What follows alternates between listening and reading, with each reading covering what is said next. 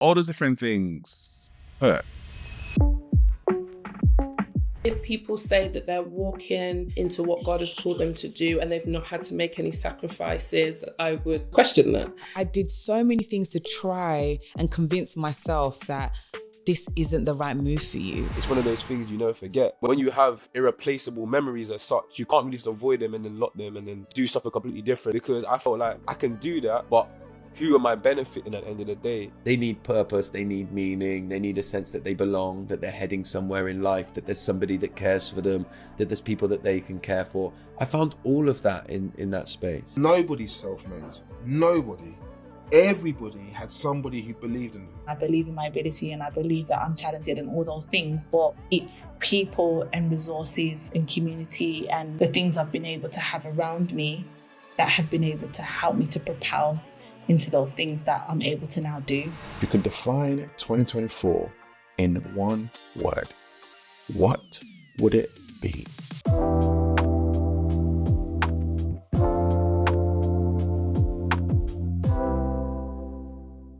Welcome to another and the last episode of Everyday Leadership for 2024. Don't worry about it. We are gonna be back in 2025. And as I was just thinking about the best way to recap the year, I started to think about what's life about? I know it's a really deep question, but come on, you know who you're talking to. But the reason why that question really stood out to me this year in particular, because I turned 40, as you well know, we celebrated that this year. My wife turned 40 this year, absolutely amazing. And therefore, I've been in deep reflection mode. And as I was looking at the amazing guests that I've had throughout the year, there are certain thoughts, conversations I had with them that resonated with my way of thinking. For example, faith. You know, faith is something that's super important to me. But yet faith is not always easy. When you walk in obedience, it is not always easy. Take, for example, these guests. I think if people say that they're walking into what God has called them to do and they've not had to make any sacrifices, I would question that, because it does come with sacrifices. People see me on the stage every Sunday leading a service or preaching, or they might see me at conferences or whatever, but they don't necessarily see what goes on behind the scenes. It's not all glitz and glamour. And part of the obedience is that I have, made some sacrifices. This job doesn't pay the big bucks, certainly not in this country.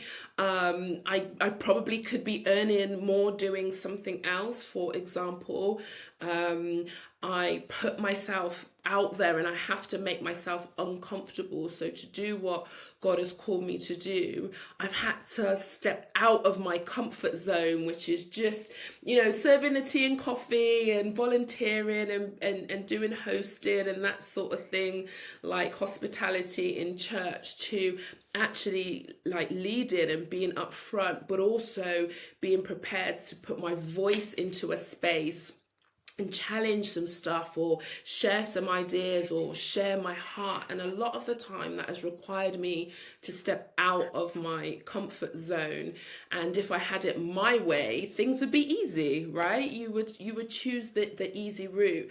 But often God doesn't take you through the easiest path because he knows that there's something that he needs to build and develop in you. So for me, obedience has definitely required some sacrifice. I'm committed to this local church, to Coventry Ealing, for as long as God calls me into this space.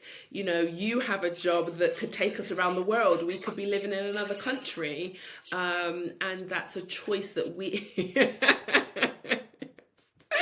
But you've made peace with that, with the Lord, haven't you? I've made peace with it. I've made peace with it.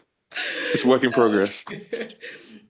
That obedience has meant like being fiercely committed to this local church and go into Bible college and study. And when I finished my counseling studies, I remember standing in the queue. We were in Florida and my results came through on my phone and I burst into tears. People probably thought I was crazy in Disneyland in a queue. And I was like, I'm never studying again. I am so done with this, because I was done. Like, studying is not a joy to me, but yet walking in obedience required me to go back and pick up the textbooks and go to Bible college of all places. That was really outside of my comfort zone. I feel like anyone who says that they're walking in what God has called them to do, and they're having the time of their life and have not had to sacrifice anything, I would question if they're doing everything God is asking them to do. I did so many things to silence the voice, and I did so many things to say, okay, God, what about this? I did so many things to try and convince myself that this isn't the right move for you. And I'm another person as well where, a best friend of mine had started her business. She was doing very well. But at the same time, I'm not the type of person that wants to follow what other people are doing. My path is very, very different. And I'd almost said to myself that you can't do business. You're a corporate babe. You're not a business babe. Stay in your lane. You kind of talk yourself out of your blessings sometimes. And that is something that I don't do anymore. In fact, I gas myself up. Jane, you need to be doing, girl, you can do this. But before, I wasn't that girl. So who did you speak to then? No one. And guess what? My mum is my business partner and she's a nurse. So in order for me to start my business, I needed her nursing license. So the way the structure of my business works is my mum was the clinical side of things and I'm the strategic business side of things. I didn't even tell her. And I tell you why. People hear this and they think, how could you not tell your own husband? How could you not tell your own mother? I couldn't speak to anyone about this decision because I was so scared that someone's doubt would change your mind. Change my mind. I was so close to not doing it that if somebody had said, Jane, this is the biggest mistake, or Jane, don't do this yet. Because my parents probably would have said that. David probably would have said that to me. Oh yeah, this is a good idea. Because my family and my husband, they're all very supportive people. They would have said, oh yeah, Jane, it's a lovely idea, but maybe do it later. So I didn't want to hear that. I didn't want to hear later because it was just a burning desire in my heart. And also the voice was so clear as I'm talking to you now, and it came to me. So what happened was I did try and convince myself not to go ahead with it. And I did try to suppress the feelings of discontentment. And I said to myself, okay, I'll just go for a higher paying job. So I went for an interview and this time the job was local to my home. So I thought, okay, higher paying role. I won't have to be spending a lot of time away from my children because it's closer to home in terms of the commuting and all of that. So let me go for it. If I get it, that is God's sign that I shouldn't go into business. And I went for the job and I got it. And I was like, oh. The sign wasn't there. That wasn't there. This wasn't, yeah. So I thought, okay. So does this mean I need to go back into the professional world, or what should I do? What should I do, God? What should I do, God? And so, all this happened whilst I was on maternity leave. When I went back to work, there I am pounding the streets of Liverpool Street, talking to God, walking with my headphones in my ear, and literally it was like a voice just came out of nowhere. Jane, do you trust me or not? That was it. That was it. Jane, do you trust me or not? That's all I heard. And I knew that was it. That's all I needed to hear, because I'd been convincing myself, I'd been making excuses, I'd been delaying, I'd been procrastinating, all of the things which made sense is what I'd been doing to try and toe the line, to try and conform. But all I needed to do is walk in obedience. And that's all I heard.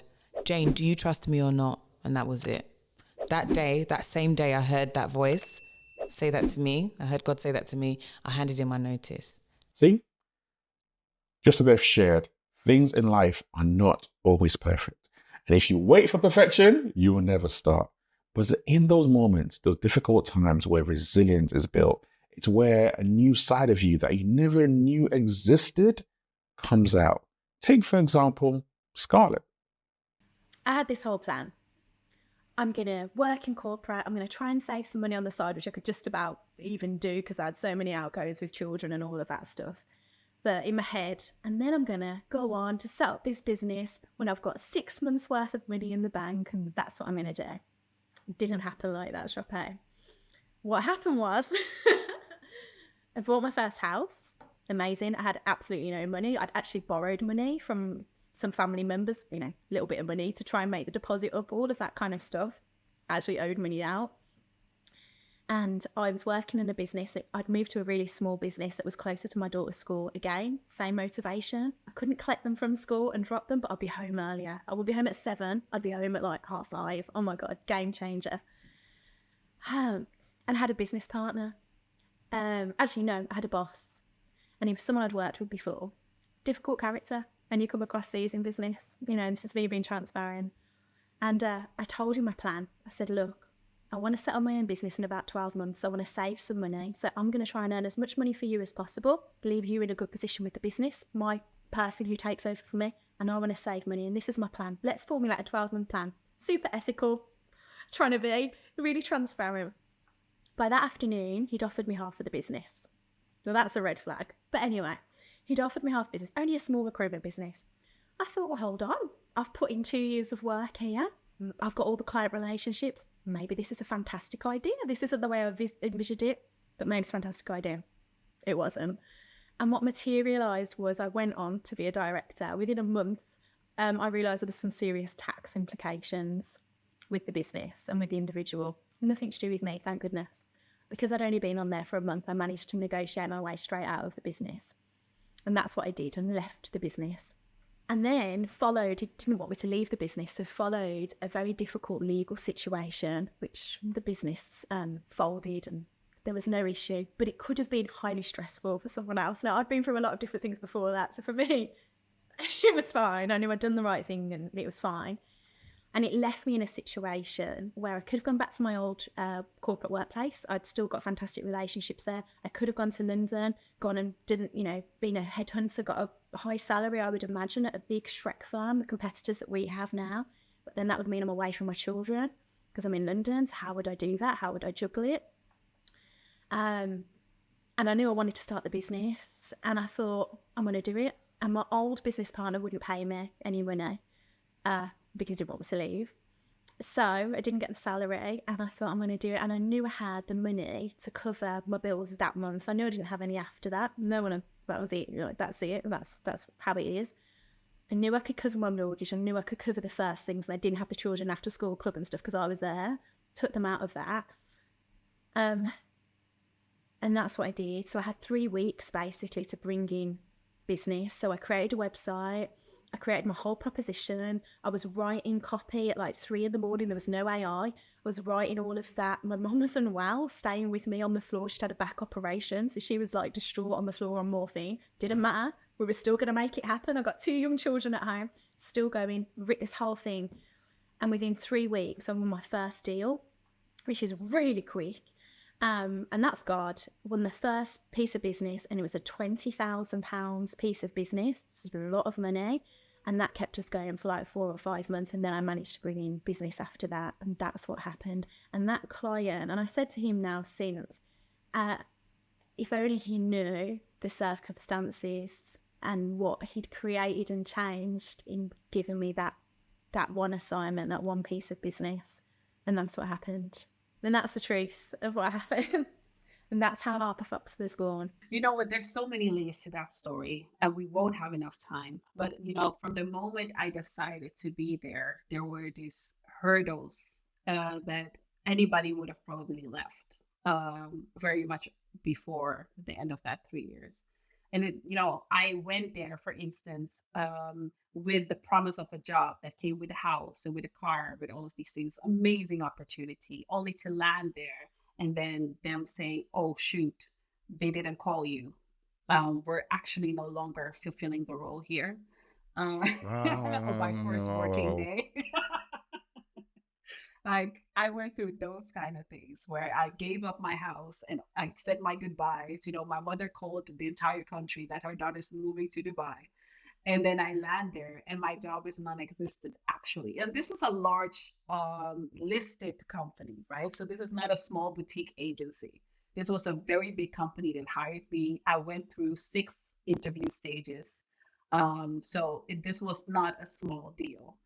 And they just forgot to tell me over the weekend that, and these were exceptional circumstances. I'm not going to mention the name of the company, but the person who hired me, I was supposed to replace her as a business manager.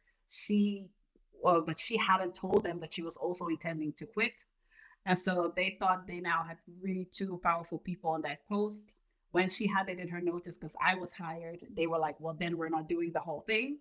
And so it was exceptional circumstances, but obviously for me, that meant that first Sunday, which is the first working day in Dubai, I stepped out of the taxi as quickly as I went back in, because, and we walked together to the ATM and she gave me my 1 month advance in cash. And I went back to my hotel that I quickly checked out of because that was too expensive now. What a welcome. That was my welcome. So and there were, it took me quite some time, few months to actually secure another job. I could have gone back to the Netherlands to say, hey, I tried, but it didn't feel right at the time to give up after I kind of put my mind to it. And I really already grew in that period of time because I had to learn how to be vulnerable and start asking for help. Where I was up until that point, the person who figured everything out. To my family, to my friends, I was the success story. And now I had to kind of show up and say, things didn't work out.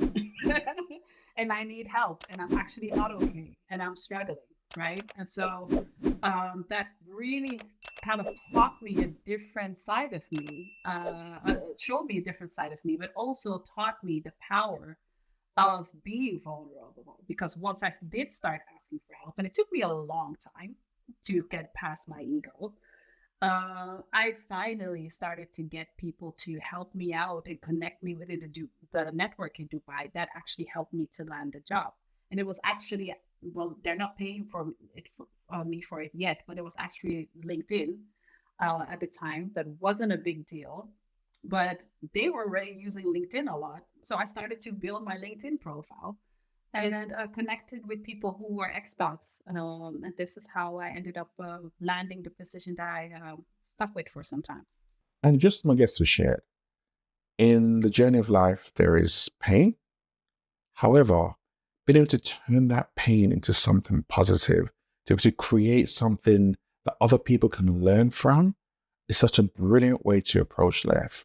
For example, on that point about using that pain and trying to turn it into something that you support and your belief system, I think that's helped me on my journey to being a lawyer to this day and in the intersection of the other areas, because I think when I went through more trauma a couple of years ago, I remember that there was a lot of triggers, and I remember that poetry really helped to get away from those triggers, because the creativity of voicing it led to me being able to have better conversations with people because I've articulated it in a way that I understand. And I think when you go through a lot of pain or trauma, and it becomes it, especially when it comes to people like Fola Rabai, who was so young, like he was like 17. You know what I'm saying? Like, and when someone's taken, you're like, you know that tomorrow's not guaranteed. You know that there's families that are grieving hard. Like, I remember going to the house afterwards and seeing his mum and us, and I couldn't even understand what she was going through. And to this day, I know it still affects her. You know what I'm saying? Like, it's one of those things you never forget. And I think when you have irreplaceable memories as such, you can't really just avoid them and then lock them and then just do something completely different, like just be a lawyer and help all these corporates like move forward. Because I felt like I can do that, but who am I benefiting at the end of the day? And I feel like going through everything just helps me understand, like, I know who I can benefit from my experiences, because they're real experiences and they're things that I just feel like hopefully provide touch points for people that have gone through similar things and are scared to talk about them. I think those years were characterized by a deep desire to belong. Same things, deep desire to be wanted and needed and lovable and trying to find ways to deal with my pain, right? The way I dealt with my pain was alcohol and drugs. The way I found purpose, meaning, and a way to be part of something was originally in, I'm going to say gangs. We didn't call it gangs back then, and it wasn't like a gang in that way, but it was a gang of mainly lads, mainly boys that used to hang out down the park and do drugs and drink alcohol and get out of ourselves as often as we could. I think from the age of 12, I smoked cannabis every single day until I was 24, give or take the odd day or two here. Drinking started heavily on the weekends and then progressed. Any drugs, most drugs that you could name, I was doing them. But like when I look at like the sort of group of people that I was hanging about with, I grew up in a place called Swindon. We used to have some lads would come from London, and they were like older lads. So when I was like 13, 14, they were like 18, 19. And I tried to impress them, I started selling drugs for them. And they gave me everything that was missing from my life. This is really, really important. If you were to think of a healthy teenager, an emotionally healthy teenager, you might say things like, they need purpose, they need meaning, they need a sense that they belong, that they're heading somewhere in life, that there's somebody that cares for them, that there's people that they can care for. I found all of that in that space. I was looking for a dad and I found one. He was 18 and he made me feel special because I did what he told me to do. I found meaning, I found purpose. I was at 15 years old fantasizing about being the next Scarface, right? And we can giggle and laugh at that now, but that was I believed it, man. I believed it, and I went through a lot of stuff in that time. I was as an initiation to get me to sell Class A drugs. I was kidnapped and held at gunpoint with a bag over my head at 15. And I was fortunate enough to kind of get out of that scene when I was like 16 because the people involved from London, a lot of them went to prison. And then I went from I did the same thing when I was like 17, but with football violence. Same thing, meaning, purpose, connected with people, trying to impress the top guy. I found a father figure in a guy who was older than me and who was known as like the main guy. And I got rid of my emotions there. I was able to let all of that, anger out of me in football violence. But my relationship, particularly with alcohol, was out of control by the time I was 18. I was drinking regularly. My first daughter was born when I was 18. And I continued the cycle. I created the home that caused the pain I was running from, which was horrendous, really. But I always held down a job. I got a job in a factory when I was 18 and I progressed really quickly through that job. I worked really hard, long hours. But I was drinking and using drugs a lot. And by the time I was 24, I'd had 4 children in a marriage that had broken down. And I didn't want to be here anymore. I was 9 stone, so about 5 stone lighter than what I am now. I was in £17,000 worth of debt and I was on a fold-out bed in my mum's living room. And I made a decision to stop drinking on the 14th of May 2012, and I stopped then. I haven't used drink or drugs, not even a single drop since, but I couldn't deal with life without it, and I very seriously planned to take my own life when I was 24, 9 months sober, and I went to see my kids for one last time to say goodbye.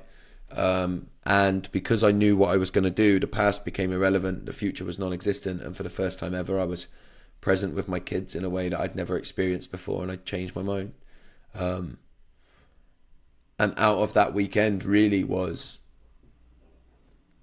the realization that trying to be what I thought I was supposed to be as a man and as a person and as a human has led me to nearly leave this world. And so let me try and do this truthfully. Let me try and be as honest as I can and get as close as I can to being who I was always meant to be. And that's the journey that I've been on it's been nearly 12 years now. And I think that's where the constant self-work comes from, is because I'm always trying to figure out why I'm the way that I am. You can't do life alone. And just as Justice shared, that need to get a sense of community, that need to be part of a group can sometimes lead us down some very, very dark paths. Fortunate enough for him, he was able to turn his life around. Fortunate enough for him, he was able to turn that pain into purpose, which is absolutely amazing. And as we begin to think about this, there are reasons why we struggle to find community. There are reasons why we struggle to create community. Yes, sometimes that can be down to external, that can be down to family, friends, upbringing, all those different elements. But there are also some things that we have learned that we need to unlearn that will help us. For example, you can trust people. I was taught growing up, and I feel like it's a cultural thing. You can't trust anyone. Like, that was the mantra that was preached from left, right, and center. You can't trust anyone. Don't trust anyone. Don't tell anyone your business. You can't trust anyone. And while you have to exercise wisdom in who you do trust, if you don't trust anyone, you will end up living a very isolated life. And God didn't design us to live life in isolation. He created us to live life in community with Him and community with other people. And friendship has taught me that you can trust people. There are some people who you can trust deeply with the things that cause your heart to celebrate and the things that cause your heart to grieve. And that has been a beautiful lesson. I've had friends that have taught me that you can trust people, and I'm glad that I've learned that. one of the things that really, really frustrates me and annoys me is when people talk about being self-made. No one is self-made. We need community. Josh just shared to the extent that which he needed was trying to find community because he didn't get that from his parents. When we have community, beautiful things are created. When we have community, there are amazing things that are birthed. For example, I think one of the things that you've got to do is have a very honest and real circle around you. So, of people, that is. So for me, if an opportunity comes, my wife is definitely the first port of call. I'm just like, what do you reckon? Like, I think God's saying this. An opportunity's come here. What do you think? So if we take Power to Fight, for example, when I said to her, I think I'm going to launch this charity, her first response was, I'm with you because I can definitely see you doing this. But yeah. I also need to know that you're prepared to work in Tesco's if this goes all pear-shaped, right? We've got 3 children, and I'm like, yeah, I am. But I think I can pull this off.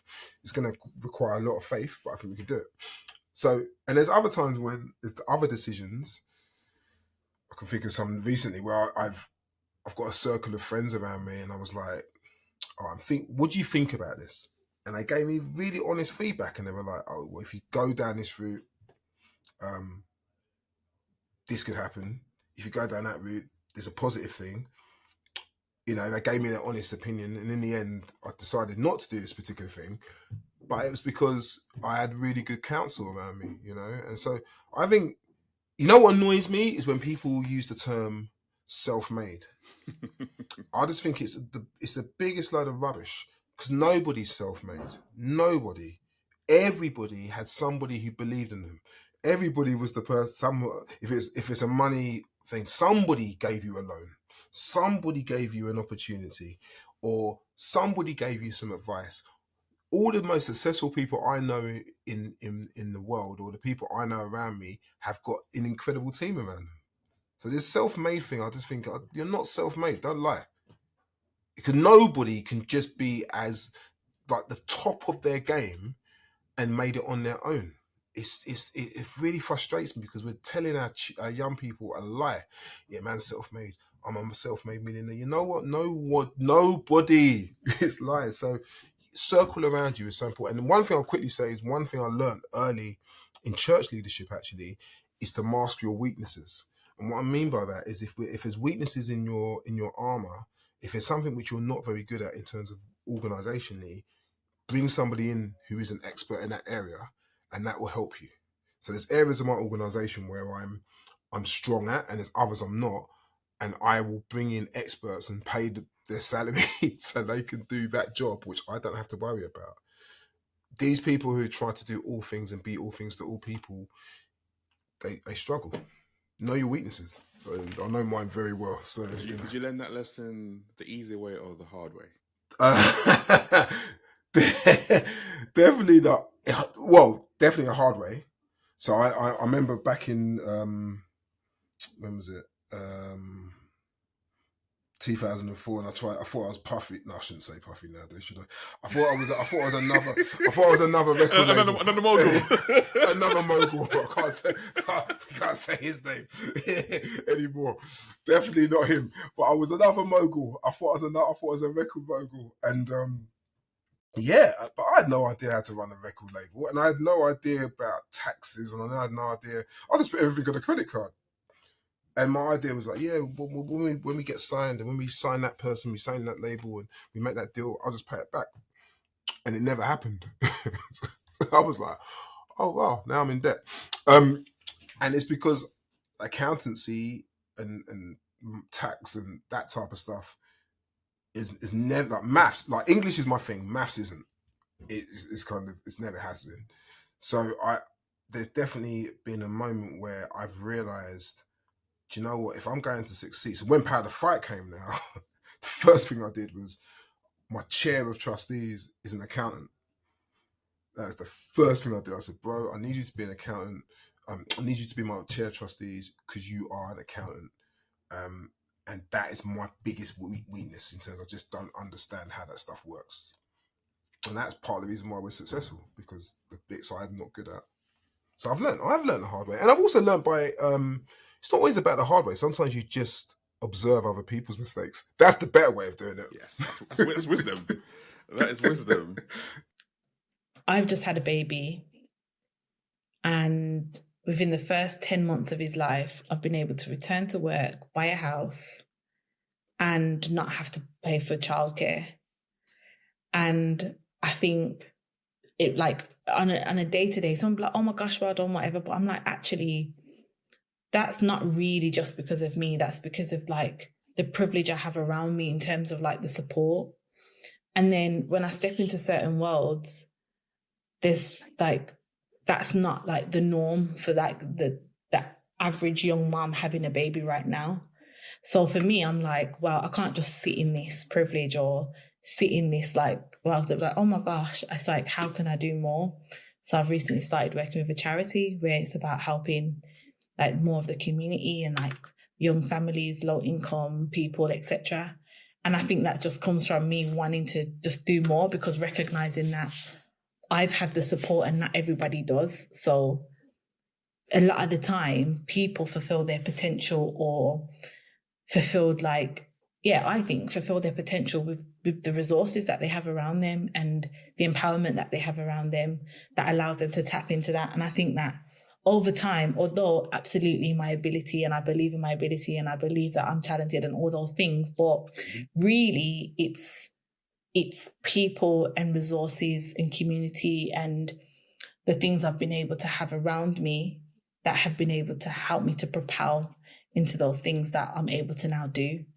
So I think like all those things is what drives me to then want to do more, because I just feel like nobody got here alone. Do you know what I mean? So I feel like it's just important to me to just help people. And then part of also not being self-made is we need people in our lives who see our potential, just like this leader saw the potential in Hannah, and look at what she's gone on to do. told this story several times. Rocking up to Halifax for my interview, hooded jacket, pair of jeans, trainers, didn't know how to dress for an interview. Everyone else around me was in white and black suits. Didn't understand that either. I was like, what on earth? Why are they all dressed up all smart? And then I realized, well, it's an interview, right? and the lady who interviewed me was, she said, look, Hannah, I really like you. And I really like you. And so she gave me a chance. Said, go and get yourself a jeans and go and get yourself a shirt and a pair of trousers and come back for the second interview. So you got a job that's looking the way that you did, whereas everyone else suited and booted. It didn't make much of a difference. Okay. Well, do you know what? It didn't. Not well. Did it make a difference? If it was somebody else, it might have. And this is the power of on-the-spot mentoring, right? This is the power of seeing beyond what you can see and listening to what you can hear, because actually, she looked past the hooded jacket. She heard me. I was talking about being a prefect and what I loved about being a prefect in school and how personable I am and all of these things. And that's what she saw. And so it might have mattered to somebody else, but it depends on the type of leader you are. If you're a leader who actively looks out for talent, actively looks out to support people, who can identify when somebody needs coaching or support, then that's where, that's where equity comes. That's where people like me, get an opportunity. And that's how I see it. We've had faith, we've had resilience, we've had obedience, we've had community, we've had pain into purpose. All the different elements are wonderful. But you know what? As much as they're important, I go back to leading from the inside out, not the outside in. The external happens, but the internal is key. The internal is a foundation. And this year, as we explored my birthday, I talked about that as I shared how I had to change things internally for me to then step into the fullness of who God had created me to be. I reconnected back to myself. Being born in Nigeria, moving to the UK when I was 11, and those first 3 or 4 years as a teenager, I ran away from who I was. I ran away from my name. I ran away from the accent. Ran away from just being Nigerian, in all honesty, because it wasn't cool. It wasn't popular. I was teased. I'm gonna put teased in quotation marks because I could fight. So I was very good at knocking people down very, very easily. A lot of people who were a lot older than me, they experienced it. So them teaching was to a point where they could do it on the playground, but outside of school they won't say nothing. But all those different things hurt. And I remember I used to go home on the outside very strong, very confident, very secure in who I was. On the inside, I used to go home and those words and experiences used to hurt me. They used to affect me. They used to make me feel a particular way. And I think there was that point in time when I went back and just reconnected and just had God speaking to me. And he was like, what you're doing, the way that you're living, the way that you're showing up, you're not happy. Inside, you're not happy. So why'd you keep on doing this? Why are you in like, in a sense, like, why are you intentionally hurting yourself? You're trying to get the applause, the adulation, the praise, the love from friends and from people who on one breath they might do that, but on another breath they'll laugh at you. On one breath they might do that, but on another breath they don't really know you. It's just a lifestyle that you really want to live. And instead going a little bit deeper than that, though, you look at who you are, what you're about, where you've come from, what your parents have done to be able to get you here. Who really are you and whose are you? And I was like, you know what? I'm a child of God. My name is Shokwe Folua. Like, give thanks to God. That's who I am. So if I am a child of God, why am I trying to impress people who don't know me? Why am I trying to impress people who don't necessarily care about me? Why am I trying to impress people who I'm actually smarter than? People who I can think deeper than? And it might sound a bit braggadocious, but that was the reality of it. Like, who am I really trying to impress out there? The only person I need to be living up to is who I've been called to be, is who utilizing the gifts and talents I've been given and fully stepping into that, rather than living as a limitation and to live uniquely. So that's where that actually came from, in that pause, in that stillness, in that quiet, which was mixed with tears and depression and so much. I heard God speak to me and I reconciled with who I was. And that was the rebirth of me. That was the rebirth of me just stepping into my name, stepping into my nationality and like where I'm from, and just stepping forward and riding out wherever that might look like.